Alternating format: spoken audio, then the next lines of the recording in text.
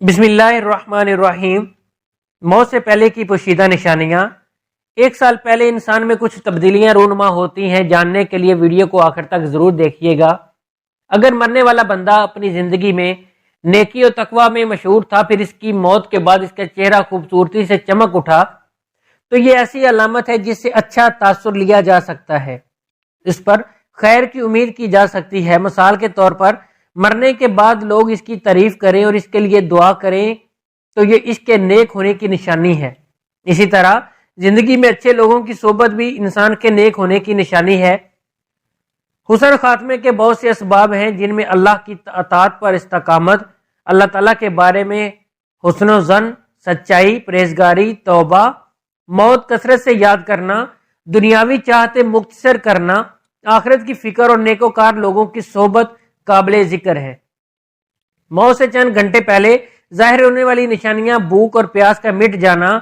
جب جسم ایکسپائر ہونے کے بالکل قریب ہو جاتا ہے تو انسانی حاجات جیسے بھوک اور پیاس کی ضرورت محسوس ہونی بند ہو جاتی ہے، اور لاگر جسم مزید توانائی حاصل کرنے کے لیے خوراک کی درخواست بند کر دیتا ہے۔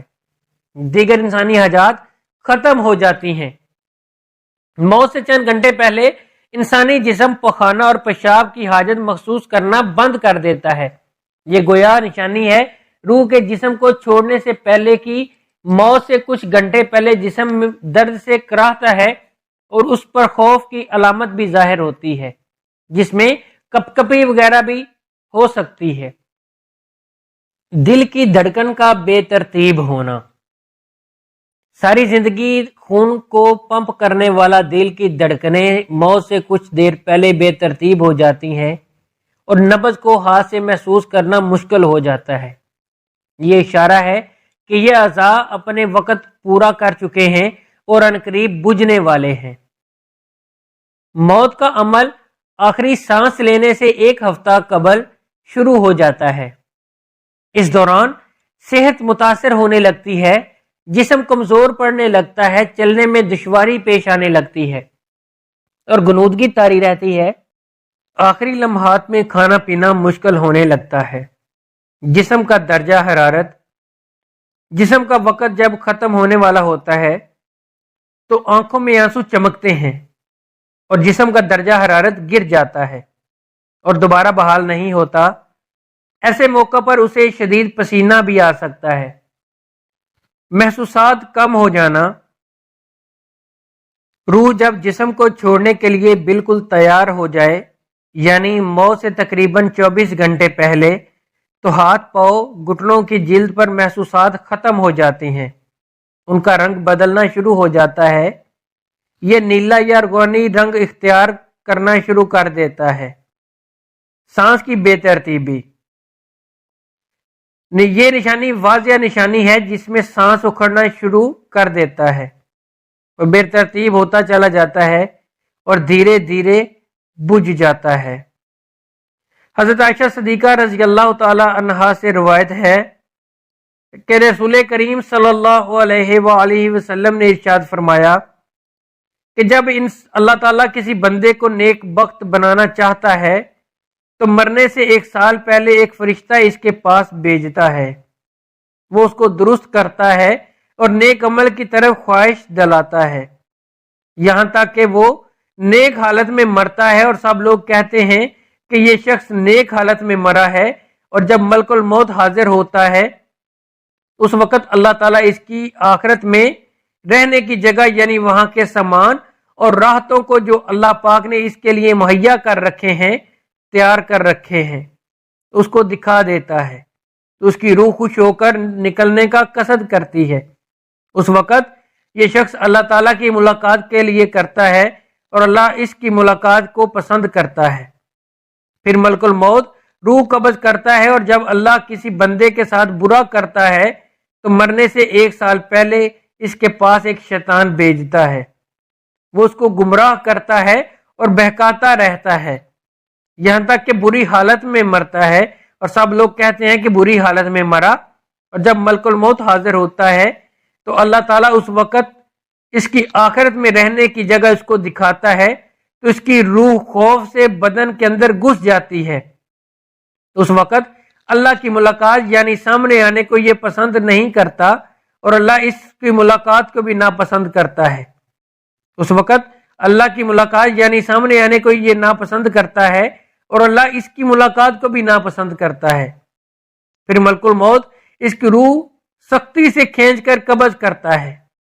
کتاب الفضا کے مصنف اس حدیث کی تشریح میں کہتے ہیں کہ ملک الموت کے بلانے پر جان اس طرح نکلتی ہے جیسے سپیرا سانپ کو اس کے سوراخ سے بلائے، اور مومن اور کافر دونوں کے جسموں سے روح نکلنے کی حالت یکساں ہوتی ہے۔ فرق صرف یہ ہے کہ مومن کی جان تو خود نکل جانا چاہتی ہے اور کافر کی جان ہونٹ تک آ کر جسم کے اندر واپس جانا چاہتی ہے۔ حضرت جابر رضی اللہ تعالیٰ عنہ سے روایت ہے کہ میں نے رسول اللہ صلی اللہ علیہ وآلہ وسلم کو وفات سے 3 دن قبل یہ کہتے سنا کہ تم میں سے جو کوئی مرے تو اس حالت میں مرے کہ وہ اللہ تعالیٰ کی نسبت اچھا گمان رکھتا ہو، اللہ تعالیٰ کے ساتھ اعمال صالحہ سے پیدا ہوتا ہے۔ پس حاصل ارشاد سے یہ ہوا کہ مال صالحہ کی پابندی اس قدر کرو مرتے وقت حق تعالیٰ کے ساتھ حسن ظن پیدا ہو جائے۔ حضرت ابراہیم نقائی رحمۃ اللہ علیہ فرماتی ہیں کہ پہلے کے لوگ اس چیز کو پسند کرتے تھے کہ بندے کو موت کے وقت اس کے اچھے اعمال یاد دلائے جائیں اور اسی کی تلقین کریں، یہاں تک کہ اسے اپنے پروردگار کے ساتھ حسن و ظن ہو جائے۔ حضرت عقبہ بن مسلم رحمۃ اللہ علیہ فرماتے ہیں کہ بندے کی کوئی خصلت اللہ کو اس سے زیادہ محبوب نہیں کہ وہ اللہ کے دیدار کا مشتاق ہو۔ حضرت انس رضی اللہ تعالی عنہ نے فرمایا کہ رسول اللہ صلی اللہ علیہ وآلہ وسلم نے ارشاد فرمایا کہ دیکھو تم میں سے جو کوئی مرے تو اس حالت میں مرے کہ وہ اللہ پاک کی نسبت اچھا گمان رکھیں، کیونکہ اللہ سے اچھا گمان رکھنا جنت کی قیمت ہے، یعنی جس کو حق تعالیٰ سے حسن و ظن پیدا ہو گیا وہ جنت میں چلا جائے گا۔ روایت ہے حضرت عمر رضی اللہ تعالیٰ عنہ سے فرمایا کہ رسول کریم صلی اللہ علیہ وآلہ وسلم نے کہا کہ جب اللہ تعالیٰ کسی بندے کو دوست رکھتا ہے تو اس کو کرتا ہے شہد جیسی خوشگوار چیزیں دیتے ہیں، یعنی اعمال صالحہ اور اخلاق حسنہ کی توفیق عطا فرما دیتے ہیں۔ صحابہ نے کہا کس طرح شیرین کرتا ہے؟